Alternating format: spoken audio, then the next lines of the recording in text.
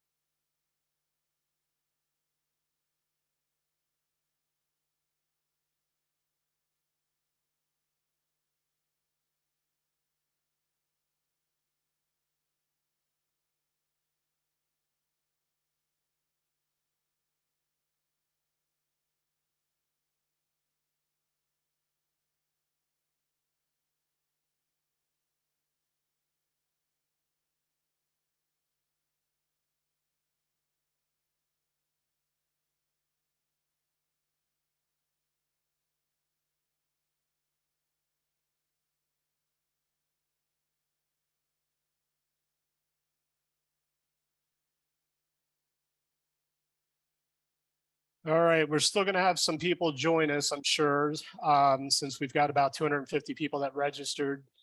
But my name's Bill Goldie. I'm a consultant for the Iowa League of Cities. I more or less take care of anything revolving around funding. The presentation that we're going to discuss today is the American Rescue Plan Act's state and local fiscal recovery compliance reporting for non-entitlement cities. And a non-entitlement city is a city that's less than 50,000 and has to do the report on an annual basis. The entitlement cities actually do have different reporting requirements and they have to file the reports quarterly. So be thankful you only have to do this once a year. So before I really get into it, we have a lot of new clerks around the state, which is why we put this together.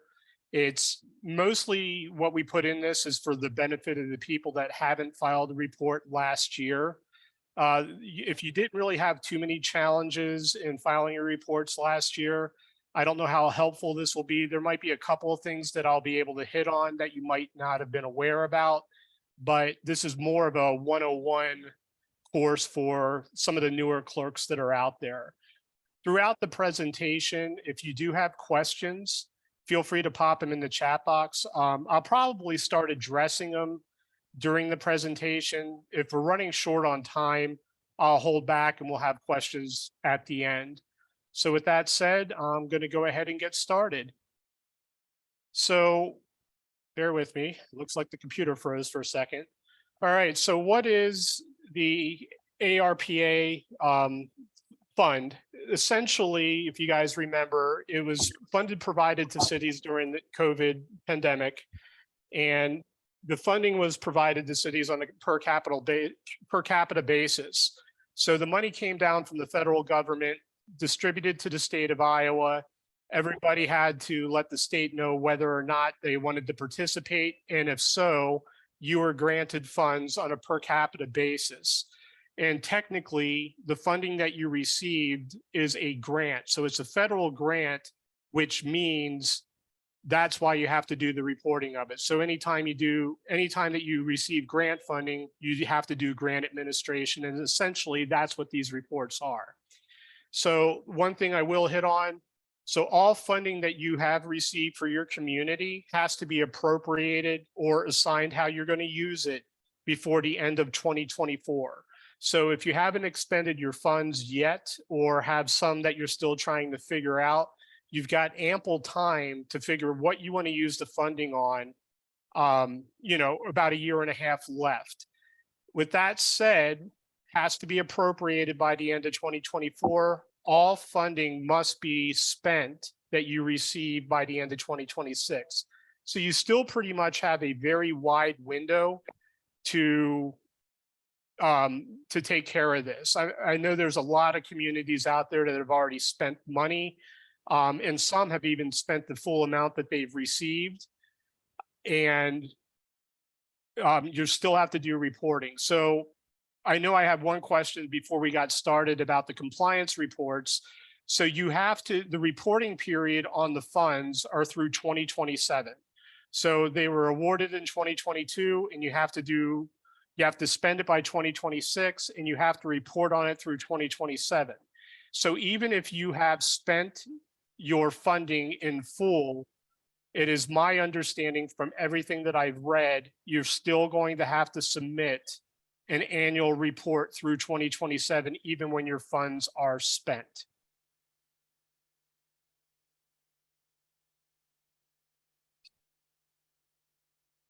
Jess, help me out with questions when I need to start paying attention to that, or if you can pose them to me and I can answer them, that would probably work best. Yep, before you flip Okay. on from the Yeah, slide, the deadlines to appropriate money, is that calendar year, fiscal year, or federal fiscal year?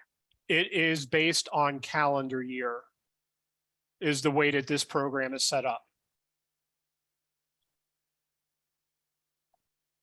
You do have one more, but I think you might Go answer ahead. it the next. You might answer it in the next couple slides. If you don't, I'll Okay. ask it If then. not, just feed them to me. Will do. Okay. So if you guys remember when this first got started, it was a little bit convoluted, and how you were able to spend the funds were really restrictive. And through a lot of feedback from some of the smaller communities, because every community in the country was eligible to receive this funding through ARPA. They opened it up to allow cities to use an allowance, a revenue loss allowance, making a blanket assumption that each community lost money due to COVID. And by taking the loss allowance, you could use it for any government service. Before, it was just water, sewer, economic development, and a couple other really restrictive areas. But with the final rule that came out in March 2022, it allowed for any government service. So that opened it up to streets, it opened it up to facilities, it opened it up to a lot more things. And you could also use the funding on what the interim final rule was as well. So taking that allotment allowed you to use it as you guys in your council saw fit.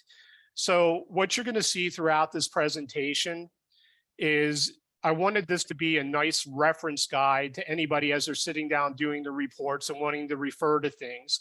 So you're going to see a lot of links in here for documents about the recovery program. You're also going to see links in here for videos that is going to help you when you get to the reporting and sitting down at the computer and trying to go through the report. So there are some ineligible uses that you just can't use the funds for. Now, let me say this too. Remember that this is a grant program, and if you don't use the funds properly, in theory, the Department of Treasury can demand that the city return the funds. So you want to stay within the guidelines. So funding can't be used directly or indirectly to reduce property taxes. That's been a hard fact since the inception of this program. You can't use deposit money into pension funds. You can't use it to repay debt service. Can't be used on any type of judgment settlements if the city's in any type of litigation. So that is definitely one area you can't use it. And you can't use it on projects prior to March 4th, 2021. They're ineligible. I will say this though, if you started a project and you're paying for additional construction or like engineering services, things like that, and you want to apply the ARPA funds to that project, but it started before March 4th, but you're getting invoices after March 4th, you can use it on projects like that. Before I get started, I see a question from Barb. Well, I just did, and that just went away.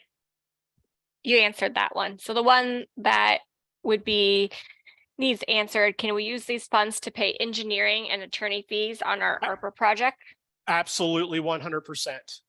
Definitely the governments, if you took the standard allowance, that would absolutely be eligible. And there's a lot of communities that are paying for legal on a project and definitely engineering design on a project. That is absolutely an allowable expense. So eligible uses, I started to talk about this a little bit. We've got the standard allowance for revenue loss. So what that is, and I'm sure there's really not too many communities in Iowa, if maybe Des Moines, maybe Cedar Rapids, that got, revenue that was over $10 million. So what the standard allowance allows is it's making that blanket assumption that you lost revenue, and it allows you to take that allowance up to $10 million. Most communities got in the neighborhood of, $50,000 to $250,000. So it's, like I said, it's the assumption that you lost money due to COVID. You can use it for any government service, which provides flexibility. By taking the standard allowance, it makes the reporting process much, much more simpler and streamlined. And most cities in Iowa that we spoke to, we made the recommendation after the final rule came out to make sure you did your reporting last year by taking the allowance, because it provides the flexibility. I will say this, that in July, so after you did your initial report last April, they came up with a ruling from the Department of Treasury that stated that in 2023's report, so the one that's due in April this year, if you did not take the standard allowance initially, you're going to be able to get on the Treasury portal, edit it, and take the standard allowance now moving forward. But if you do not do it with this report, then you have to continue to do the reports how you initially set it up. So I would strongly encourage any community that didn't take the standard allowance to go back and do that before you start doing the report this year, just to give you the flexibility. So other eligible uses. So this is the folks that did not take the standard allowance in the initial 2021 report.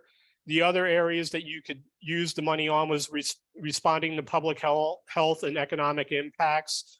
A lot of it talked about, creating grant programs for a downtown business area, doing recreational progress to get wellness up in the community, things like that. So it was a little bit more restrictive.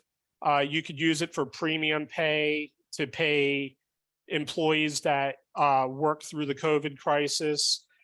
The infrastructure you could only use it on was water, sewer, which also includes storm sewer, but not streets, and then broadband. So that's how restrictive it was before. Now with the standard allowance, it opens it up a lot more to what you want to do. And, some of these things that we're hitting on here, just because you had to pick a category before, with the standard allowance, you can use it on anything, including these things, these categories.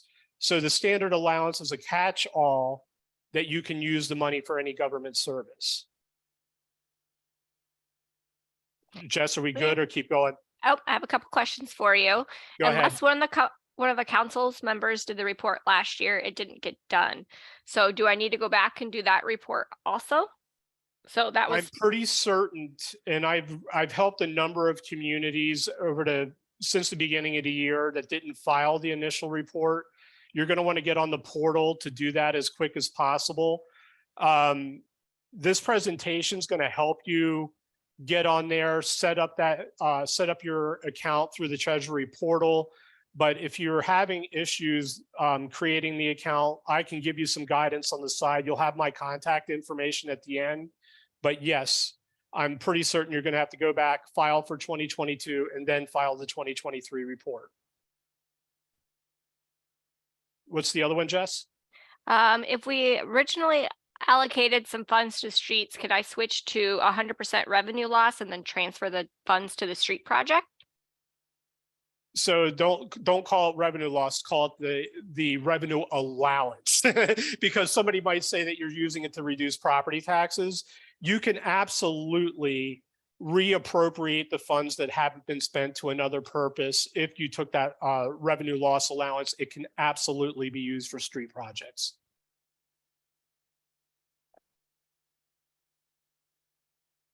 That's all the questions so far. Diane, I'm looking at your question again. If you originally allocated some to streets, can you switch to revenue loss and then transfer the funds to the street project. Yeah, that's essentially, you're doing it the right way. Just taking that loss allowance, you don't have to declare loss allowance. The resolution that you guys would pass would say that you're taking the loss allowance, and you would also want to state in there the projects you'll be using it for. I hope that kind of answers the question. All right, so we just kind of talked about this. So obligating and expending funds. So as I stated, the funds have to be obligated by the end of 2024 and spent by the end of 2026. So what we've always recommended from very early on is that the city pass a resolution obligating funds prior to the 2024 deadline. That way that you have some sort of documentation that the council took action of how the funds were going to be spent. And in there, I just grabbed a quick snapshot of what the resolution looks like. On our website, I have a link that you can get this resolution from if you need to pass a resolution. It's real simple, and it allows you to list the projects in here. And again, just make sure if you have any funding left, you want to have some sort of resolution showing what the money is going to be used on before the end of 2024. Okay, we have a couple questions for you. So Lori, I see this about the resolution. Like I said, just go to that link. You should be able to grab the resolution on our website. If you're still having a problem with it too, just email me on the side. I'll be more than happy to email it to you. What's the other one, Jess? Do you have to transfer out of capital projects, or can you just spend it out of the capital expenditure fund? Was one question. Say that again, Jess. Do you have to transfer out of the capital projects, or can you just spend it out of the capital expenditure fund? I really can't get into fund accounting issues. I can talk about the reporting. I don't want to really wade into that. It's been a long time, guys, since I've been doing city finance. I can get you an answer to that, and we can do that for sure. I did see if we can email, and Jess, let's make sure that we email out this resolution along with the presentation tomorrow. Sure, absolutely. And that way it'll just be easier and people can grab it. And thank you, Christina. Ted encouraged spending out of the fund it was deposited into. And that's why I really didn't want to weigh in with an opinion, because I don't know what others have said. Okay, I got some others. If your city already completed the project, spent all the funds, and reported this on the last report, will the city still need to complete this in future reports? Yep, like I said at the very beginning of the presentation, from what I've been told, you're still going to have to go in on an annual basis, because the grant reporting requirements are requiring cities to report on these funds through 2027. So if you go in there, I'm sure there's going to be a tab saying complete. Is this still correct? And you just certify that it's a correct statement. That's the way I was told, and that's the way I understand it. And is it possible to see the report from last year? Yes, that I do know, because I was working with a few cities that have gone in and tried to do the reports. When you log into the Treasury portal, it's going to show anything that you've logged up, that you uploaded to their website. So the compliance agreements, things like that. And you're going to be able to go in and look at prior reports. There are some items that I think that are only going to be viewable, and other items that you're going to be able to edit.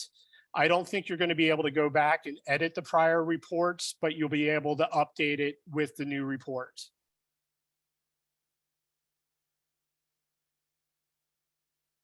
And Chris, it should state when you look at your prior report, if you took the standard allowance, that was one of the first steps of doing the reporting last year. It should state that. If it's showing a different category, again, what I have been reading back from July 2022, you can take the standard allowance with the 2023 report, and really what it said in the guidance is you should be able to do that from the Treasury portal. So when you're in there doing the reporting, I'm assuming there's going to be an option for you to allow to change how you're going to do the reports. Is it an issue if we spent a portion of the funds but haven't passed the resolution? It shouldn't be an issue at all, Angie. Just keep pretty thorough documents of how the money's been spent. And what I would do is go back and any other funds that you're going to appropriate, include the projects that you've already completed by spending the funds. You could do that in the same resolution. If you need to change the projects, I would recommend going back and doing another, amending a resolution and doing it again. And like I said, we'll make sure that we send out the sample resolution, you know, when we send out the webinar recording and the presentation. The funds were not sent to the city in one payment. They were sent in two equal payments, well, essentially equal payments. So there was a little bit of an additional. So if, let's just say you got 200, you were expecting $200,000, you might've got $205,000. The reason you got a little bit of additional where it wasn't equal is there were some communities that did not accept the ARPA funds, and it was kind of a sure up thing that they spread out per capita.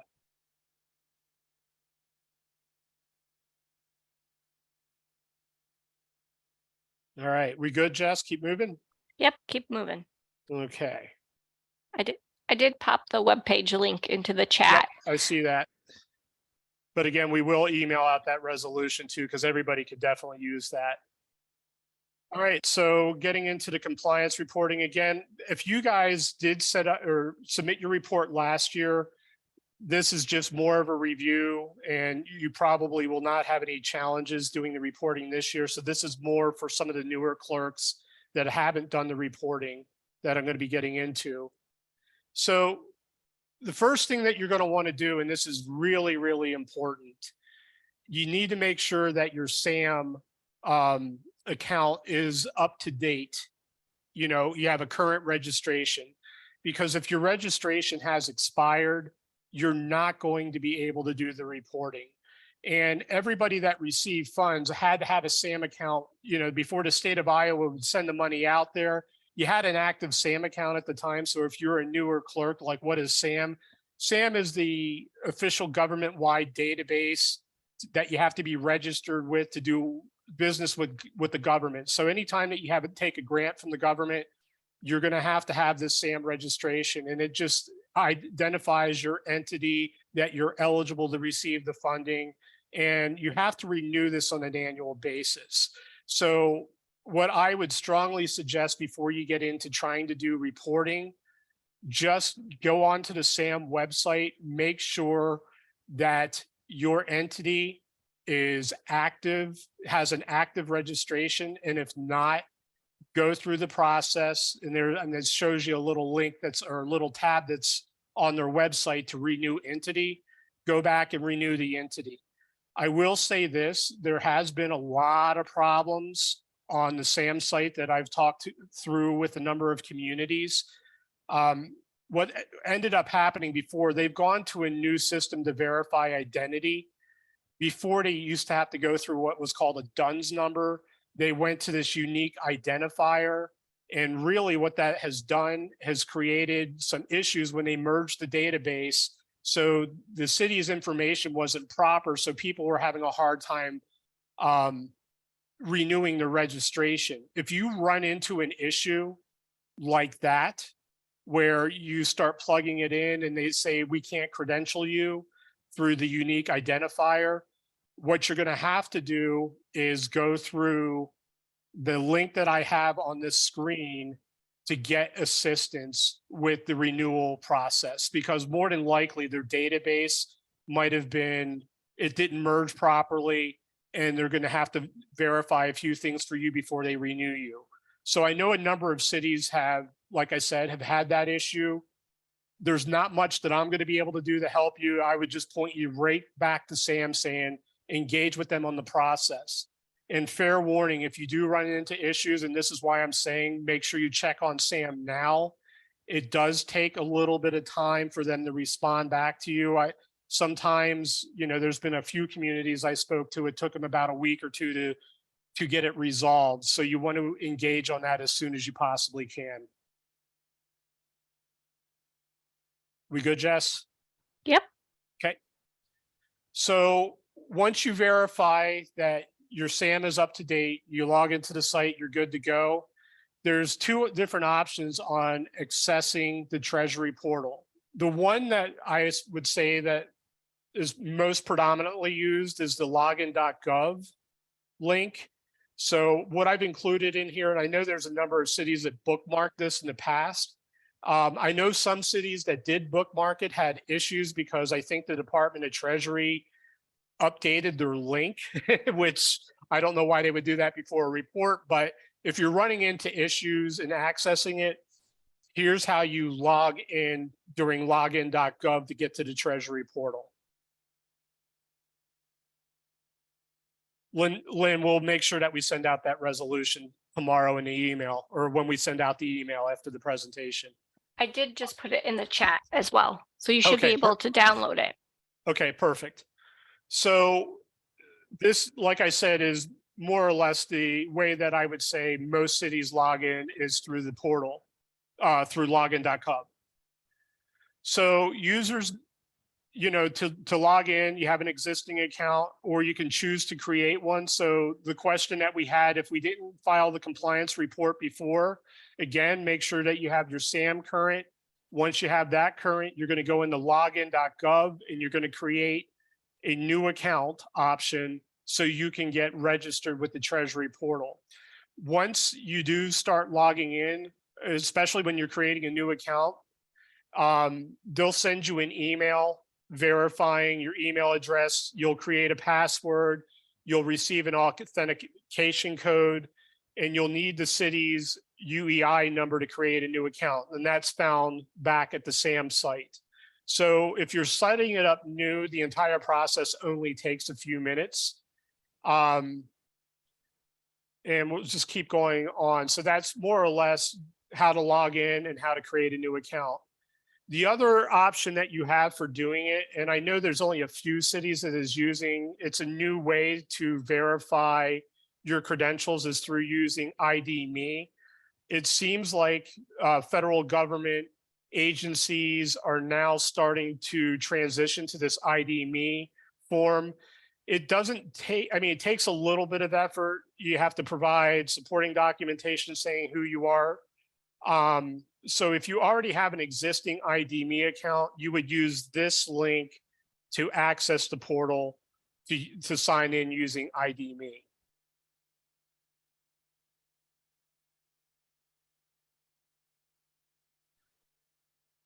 So this is just a resource that I threw into the presentation that I felt would be helpful.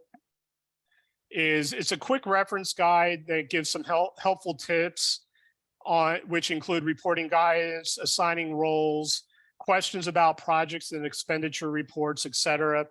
You don't really need to review this prior to doing your reports, but if you ever really wanted to go back and you had a few questions, you might find some helpful resources through that. If you have questions about projects that you're doing, and you're starting the question about, is this eligible, is that eligible under the standard allowance, or even if you're reporting it through one of the more limited ways, the league has me available. I'm a consultant with the league, and I'm more than happy to talk through any project that you're doing, or talk you through some of these things that isn't, I can't get on the portal, but I can talk you through things, and that's what I'm here to do. So one thing that I did capture from an email that Treasury sent out, and we've talked about this earlier on in the presentation, there's going to be a need sometime to go back and edit and revise prior reports. So if you do find yourself in a position where, hey, I want to go back and edit, if it's going to allow me to edit it, I want to be able to go back and edit what was put in a prior report or some of the information. This link contains a YouTube video, and I think it's about 10 minutes long, that kind of walks you through the process of how to go through editing.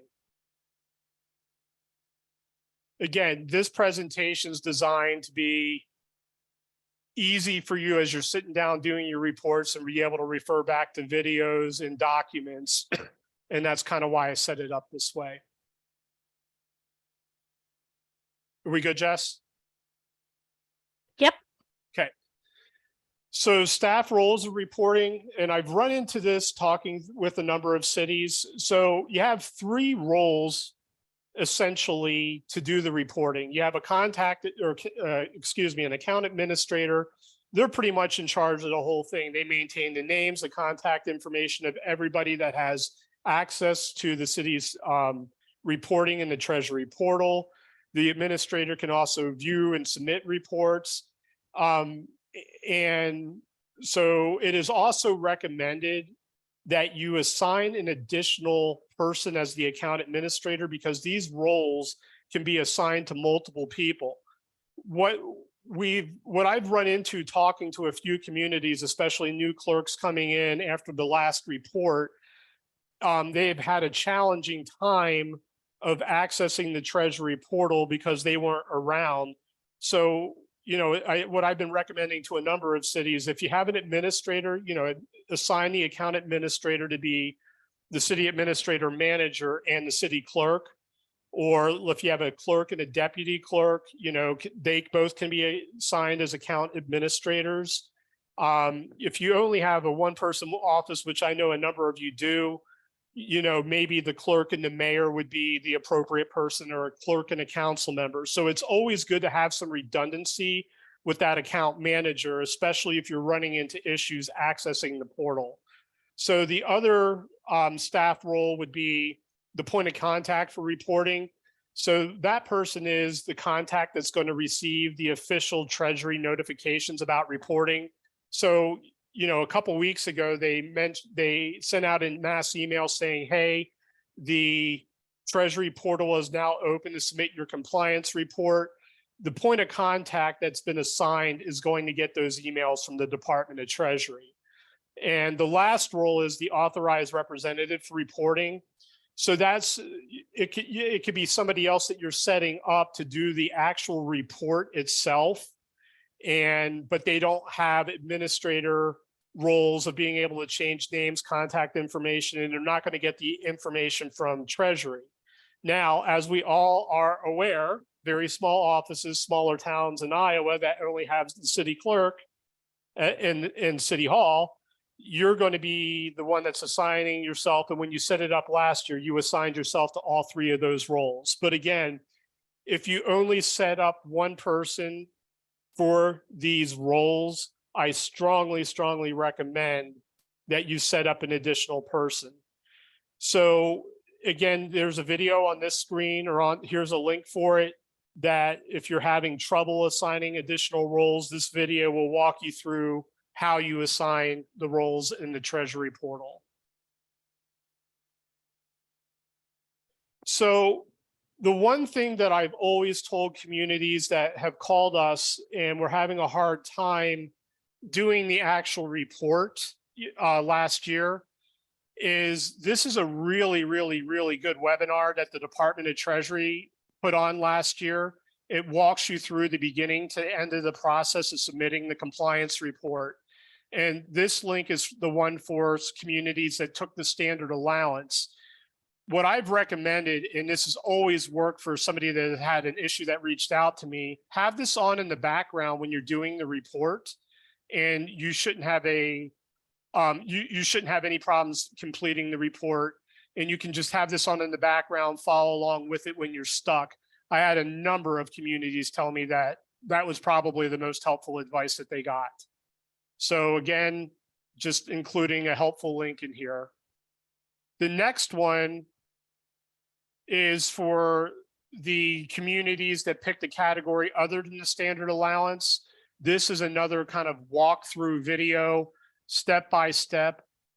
This video is probably about 20 to 25 minutes longer than the other one. Reason being is the reporting process has a lot more steps, not as streamlined as taking the standard allowance.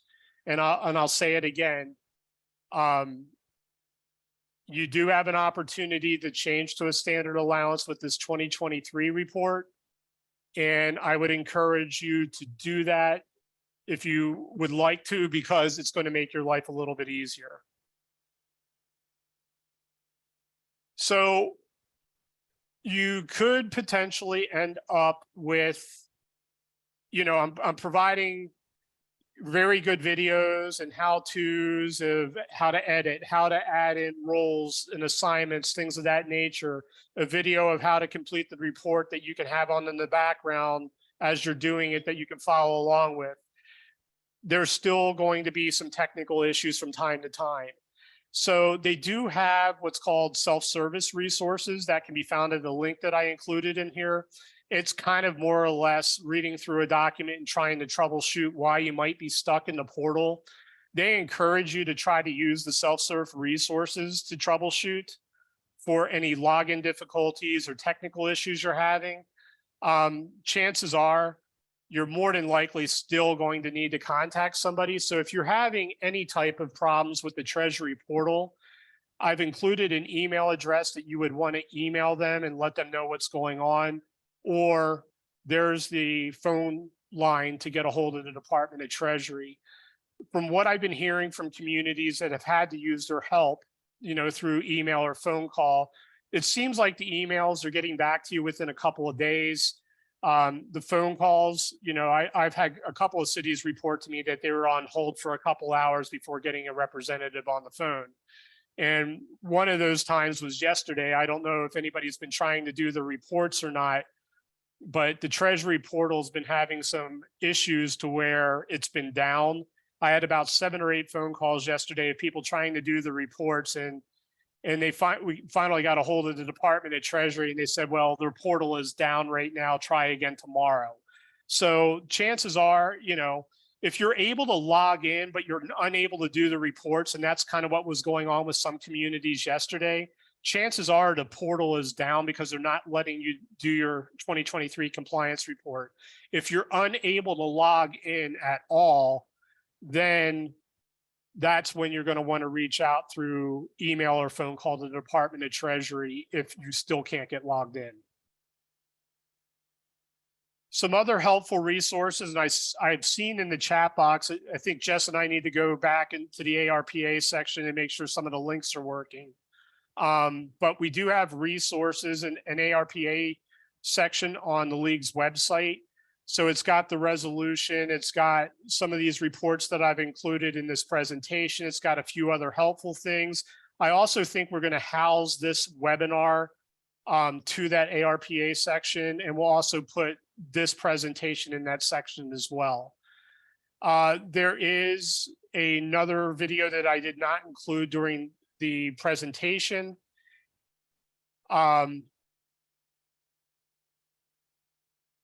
Okay, before I get going into that, Cynthia put a nice little message in there. Just logged in. It takes me to your account page. It's all correct, but can't get out of this page. So they still might be having some IT issues. So here's another piece of really, really good advice, guys. I would check it early in the month as possible, because you got to remember every community in the country was eligible for this funding. And I'm wondering if the portal isn't getting inundated with people trying to do it, do their compliance report around the country, which is creating an IT nightmare. And if these things have to be submitted by April 30th, the earlier that you're able to go in to the portal to do your report, the better, because you might run into days where the portal's down. But back to what I was saying, the second link here is to an overview of reporting requirements for any use of non-entitlement units of government. The last one is we do have a link. If you have any questions on the reporting, or really any type of the reporting or any type of funding question at all, that's what I'm here for with the league. Feel free to fill out the form in that link, and that email will go directly to me, or you can also call me. So the last page has my contact information. There's my email address and phone number. So never hesitate to reach out.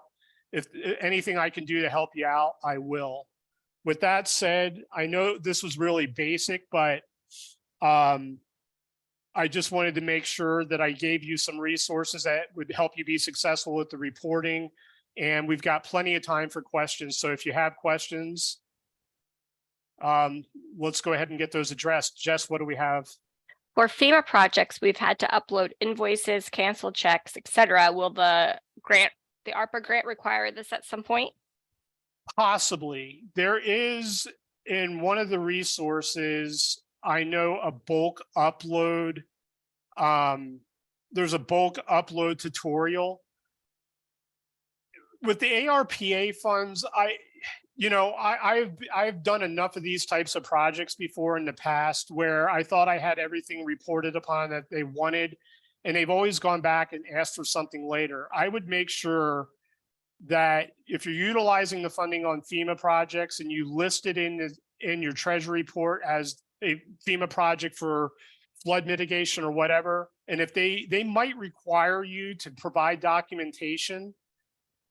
There's nothing that states that you have to right now, but they might ask for it if they review these reports. I would just have that readily available and know how to use the upload feature in the portal.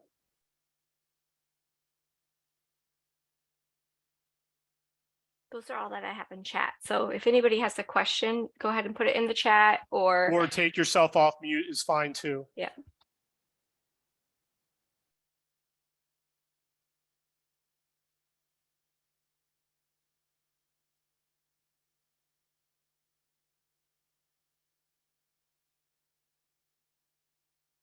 No other questions, guys? When did the payment go out to cities? New clerk trying to find how it was tracked. Clerk world out there, please correct me if I'm wrong. I think the first payment was in August 2021 and the second payment in August 2022, somewhere around there, September, August. So if you're trying to go back and track when the payments were received, those would be the dates.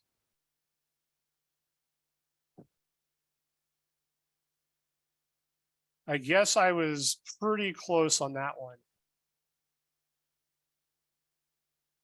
And again, I think there might have been a third sure up payment, which would have been much, much smaller, or it might have come out in the second payment. I can't really recall. No, your second payment, that sure up payment you're talking about, I got mine in November of 21. So the first payment came in August of 21. That smaller payment came in November of 21. And then the second and final payment came in August of 22. Thank you. Thanks, Laura. I knew we were kind of in the ballpark around there. Yeah, you were real close. Yeah, I mean, I think the way that they divvied out the funds were, whoever got the information to the state first were first in the queue, and then they kept working their way through until they dispersed the funding. If you approved your own resolution, is that okay? Absolutely. If you've already approved the resolution, you don't need to use the sample that we're going to provide.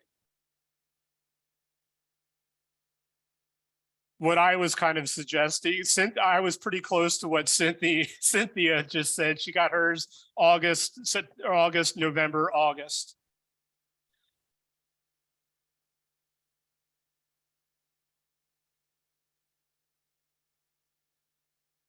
Any chance there's an extension? I have read language, and I've done a lot of reading, and trust me, guys, you're not going to want to go in and read some of those documents about this. I think there was one that was like 340, 350 pages. I do think there is a way to request from the Department of Treasury an extension. And what would be a reasonable request for an extension would be having issues renewing from SAM, portal being down. I did see language in there that they would take requests to grant it. Like I said, I know there are some communities still out there that did not file the initial report that was required.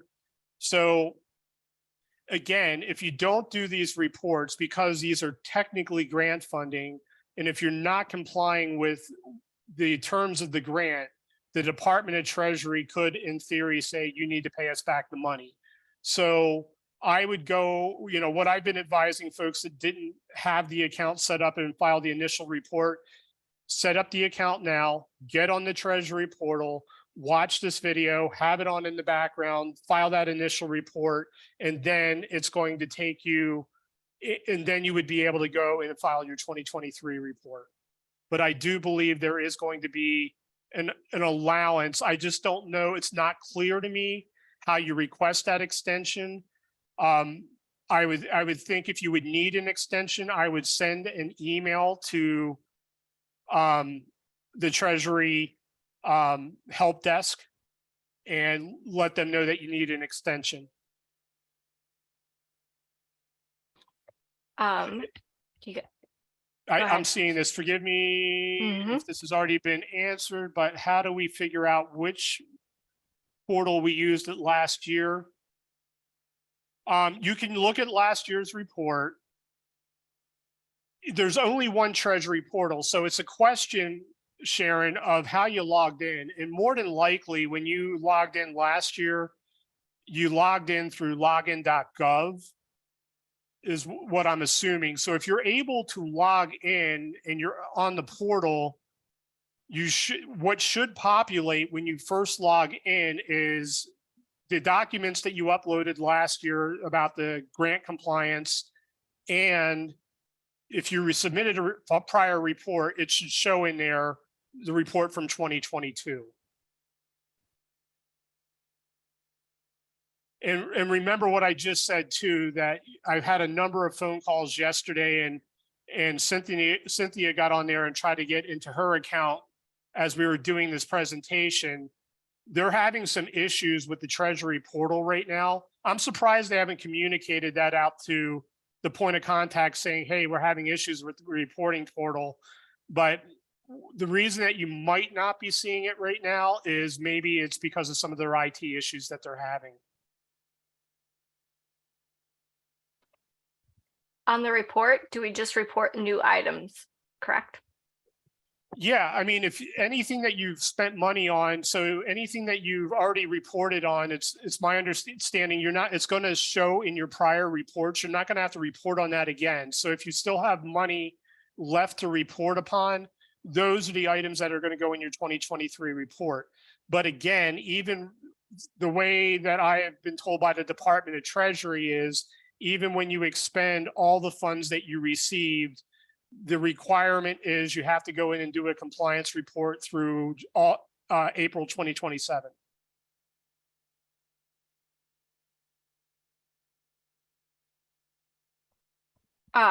If this is already answered, how do we make revision to the standard allowance?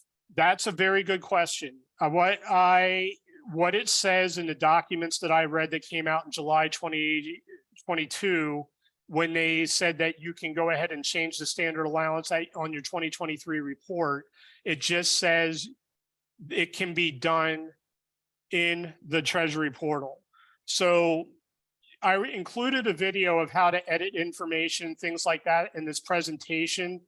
My gut is you're probably going to have to go back in, use that edit tool, and change your reporting to standard allowance. I mean, really all I've seen in black and white, not any directions of how to do it, just that you are able to do it in the 2023 report. If you can't figure out how to do it, my suggestion would be, again, to contact the Department of Treasury. I do know there was one community I spoke with last week when they got on the portal, or when they were able to get on the portal. They did have the Department of Treasury. They had another issue that they were helping them with, and they helped them go back and change it to the standard allowance for 2023. I wish I had a little bit more than that, but I don't have the password and email used last year. Stephanie, if you're a newer clerk and you didn't set this up,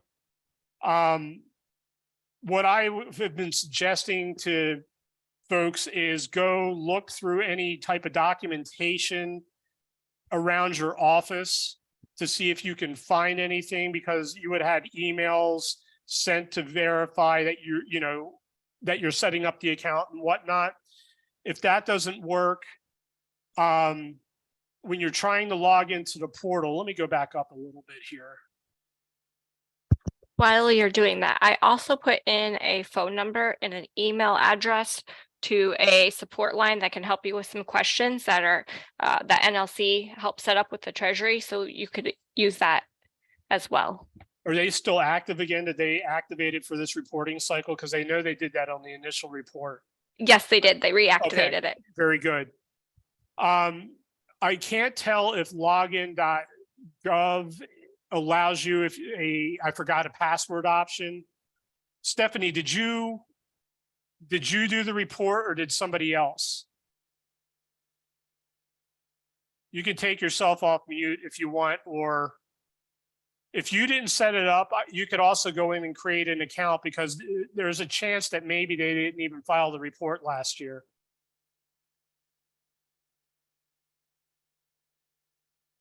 As far as an extension, last year I was having trouble logging in, eventually sent an email to the help desk, not knowing for sure, went through, was told as long as my phone and email were in the queue, I was not required to submit the report until after they got back. Thank you for pointing that out, Cindy, about the extension, and that sounds pretty reasonable. So if you are in the queue waiting on a response from them and it's causing you to go over the April 30th deadline, I have a feeling that they are going to be pretty graceful, and that makes an awful lot of sense to me that they allowed an extension based on that. I was able to get signed into the portal, get the report done. The standard allowance option is yes or no question.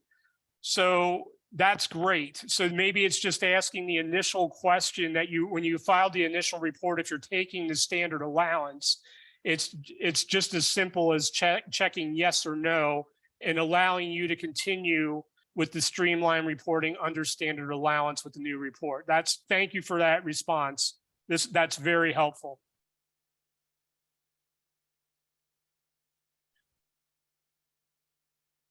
That's the same numbers I think I have in the presentation, Jess. Yep. Okay.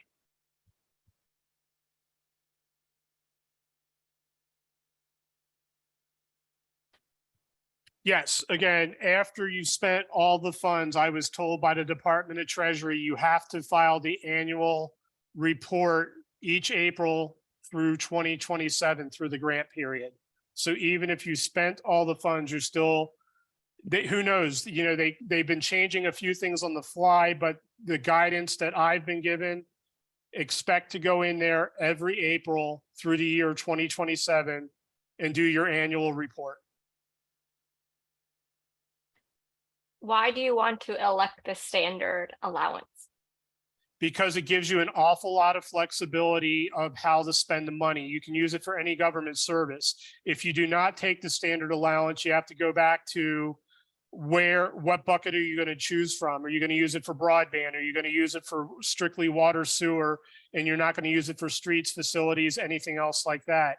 Are you going to use it for economic impact? Are you going to use it for health impact? So it's very narrowly focused on what the funds can be spent unless you take the standard allowance. The standard allowance, like I said, allows you to use it for any government service, and government service can be, I want to use it for facilities.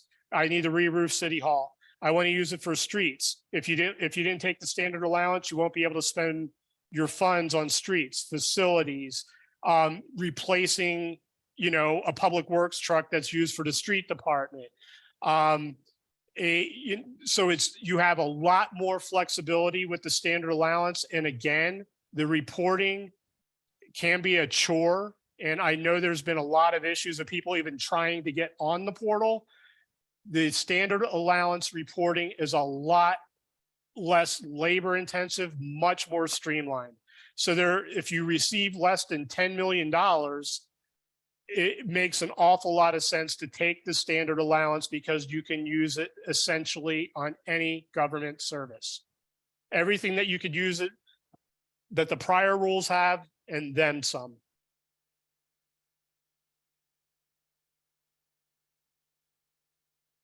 Okay, we have a couple of questions on the standard allowance. Can you use the standard allowance every year? And then somebody's just asking if you can repeat what the standard allowance was. Okay, so the standard allowance, you elect when you go in and do your reporting that you are taking that standard allowance. The standard allowance is the blanket assumption that every community lost revenue and up to $10 million, and nobody on this call received $10 million, I'm pretty sure. But up to $10 million, you can use those funds for really any government purpose or any government service. That's what the standard allowance is. So when you elect the standard allowance, they're not telling you have to elect it every year. What ended up happening was last year, most communities took the standard allowance because they were asking us, and we also got the information out there. It's in your best interest to take it. And a lot of communities didn't get that message. So we did a little bit of lobbying through the National League of Cities. They did a lot of heavy lifting saying, hey, you need to open this up again to allow communities that did not take the standard allowance to be able to do it during the next reporting period, which is in 2023. So once you change the standard allowance, it should automatically populate during 2024 and moving forward that's how you designated your reporting to be.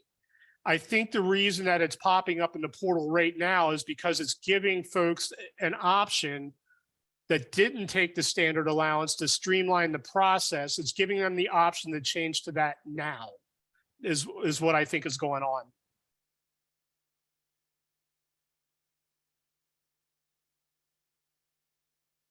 Okay, they have a couple of questions. If the standard allowance is elected, can you transfer the funds needed to the general fund to bring the general fund to balance? If you're not using it for one of the ineligible uses, again, we're getting into fund accounting territory. Say that again. Repeat that question, Jess. Okay, let me go back up to, if the standard allowance is elected, can you transfer funds needed to bring the general fund to balance? So if you're paying money out of, let's just say you're paying money out of the street department. Yeah, I mean, they're not worried about how you're transferring funds within your fund accounting. What they're concerned on is how much money did you spend that were ARPA funds. So the Department of Treasury is not going to be critical of the transfers that you're doing from fund to fund in your fund accounting. They're not worried about that whatsoever. There's a lot of questions about login information. They can't find the info. They don't have the info. So how should they create a new account in the Treasury portal and then see if they can link the reports? How should they address that situation? What I would do, if you can't find the information, go in there and create a new account.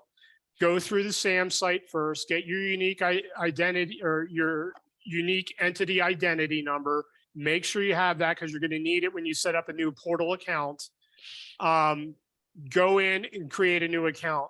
If it says one exists and somebody else did it, like the prior clerk, then you're going to want to use the information in here to contact the Department of Treasury, let them know the situation. This is also why, if you remember early on in the presentation, I was saying, make sure you have some redundancy and at least a couple people assigned, because I've been talking to an awful lot of communities where they've had to get Treasury portal assistance and they had to wait a while to get it set up because only one person was set up as the administrator. So when you do set these things up, and if you've already set this up before and you only set yourself up, make sure you set up another administrator. It'll make life an awful lot easier for somebody that comes in behind you, or it just allows somebody else to have the same permissions. Okay, to clarify, we did revenue replacement last year during the report. Since then, have done a couple of projects. Do we continue to file the same way, but report what we actually spent? And should we pass a new resolution every time that they spend ARPA funds? Also, they're logged in. It says they need to upload any EU agreements and supporting documents, which they did in 2021. Do they have to upload that every year also? Hey, Sierra, can you take yourself off mute? And that's an awful long question. I got a couple questions for you before I give an answer. Yeah, sure. Go ahead. Okay. So let's talk through this. So when you're talking, we did revenue replacement. Did you, instead of taking the standard allowance, did you figure out how much revenue you lost? I think I did the standard. Sorry, Okay. I lost my voice. Oh, okay. So if you took the standard allowance, okay, I just want, that's the one thing I wanted a little bit of clarity on, because, you know, there was initially, they said you could do a convoluted formula to figure out how much revenue that you ended up losing. So if you took the standard allowance, you're fine there. Do you continue to file the report in the same way of what you actually spent? The answer to that is yes. So if you got $100,000 and you spent $50,000 last year, and that's what you reported on, you spent $25,000 this year. This year's report is going to reflect the new spending of $25,000, and then next year, 2024, more than likely you'll spend the remaining $25,000. Pass a new resolution. Did you already pass a resolution to begin with of how you were going to spend the funds? Well, we only did on one thing that we knew about after this report was filed last year. So there's been Gotcha. additional Sure. spending since then. So as a best practice, what I would suggest is, yes, if you're, I mean, just to have good documentation, because you never know if they're going to ask you for it. I would definitely pass another resolution or amend the resolution that you have with the statement in there and add another line item to it saying, last year we used it on streets, this year we're using it on water meters. Yes, I would definitely pass another resolution and have how you spent the funds. Okay. Logged in says need to upload NEU. Okay, very good. Not very good. I'm sure that you uploaded it before. And again, when you are, it should automatically be populated in your portal of where your reports on those supporting documents for NEUs. If and maybe it's their IT issues that they're having. If it's not, our ARPA section of the website has the NEU agreement and supporting documentation. There's a couple of documents that are on there. So go to that section. That's like the second to last page of this presentation that has the resources for that. If you click on that link, there should be a section that says NEU agreement supporting documentation. You should be able to find that. And if you still need to fill them out and upload it again, just fill them out and use the upload feature in the portal. Okay, so you shouldn't have to do those every year. Okay. Hope that helps. Thank you. Yep. Can you use the funds to support CDBG grant match on? So you can use these as a non-federal match and a daycare match for daycare. City will be the grant recipient.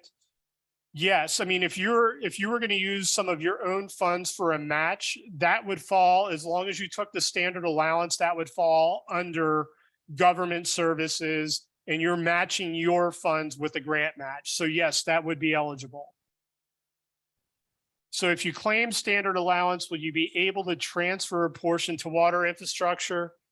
Yes, you again can use it for any government service. So water, sewer, storm, street, park and rec facilities. You can use the money for water infrastructure, a project that you're doing for water infrastructure. Does a resolution need to be approved by the council prior to spending? The answer is no. There's not really anything in the reporting that states that you must do it that way, but it is a very, very good practice to have those discussions of how the funds are going to be spent, allow the council to appropriate it and pass the resolution before spending. But you can do it you can definitely do it after the fact, John. But I would definitely, again, have documentation of what the council decided to use the funds for. So can you use the standard allowance each year? Yeah, Jane, when you, like I said, I think the reason that it's showing in the 2023 report is because some people that didn't take the standard allowance has the opportunity to go back and take it. But once you have it set, you should be up for the standard, set for the standard allowance through the end of the reporting period 2027. And I think I just hit on this too. Yeah, each year you go in, the report that you're doing each year is reporting on what you spent for that year. So last year, when people were doing the initial report, didn't spend any of the funds yet. They, had a simple report where they really didn't report on anything because nothing has been spent yet. So each year you'll report on how much you spent. Is the recipient project ID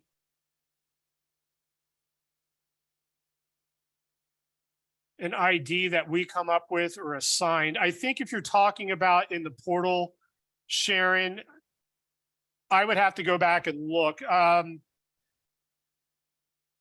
not 100% sure how to, I kind of get what you're asking, but there should be drop-down menus from what I remember in there that you select the type of project. What I would recommend for sure, like I said earlier, is when you are doing your report, go back and have that video on in the background. And when you're starting to report on the projects, it will give you good guidance as you're going through the report. I think did I hit everything, I think?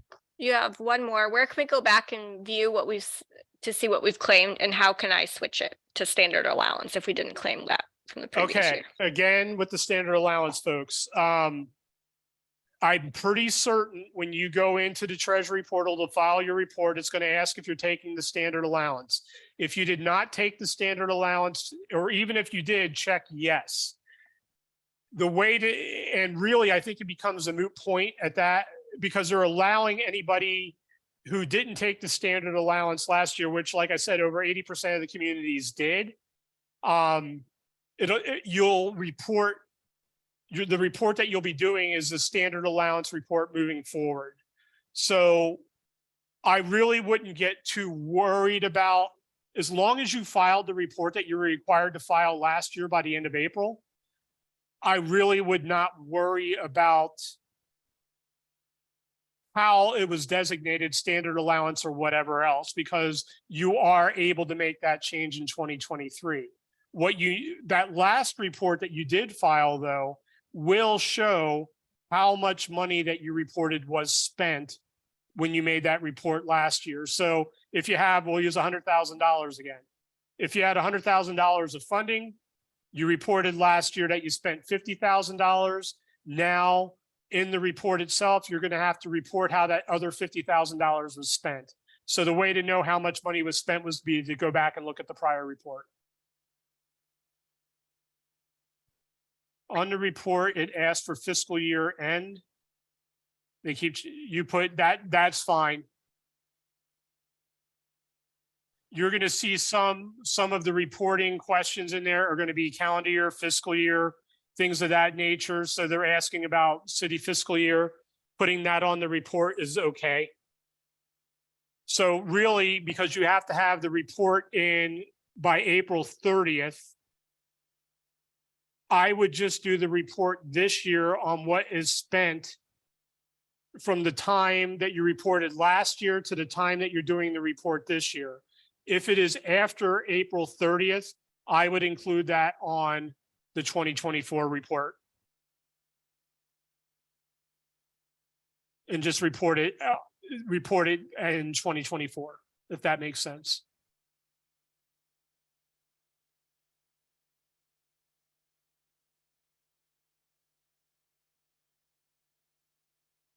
Was there anything else I missed, Jess? Are we good?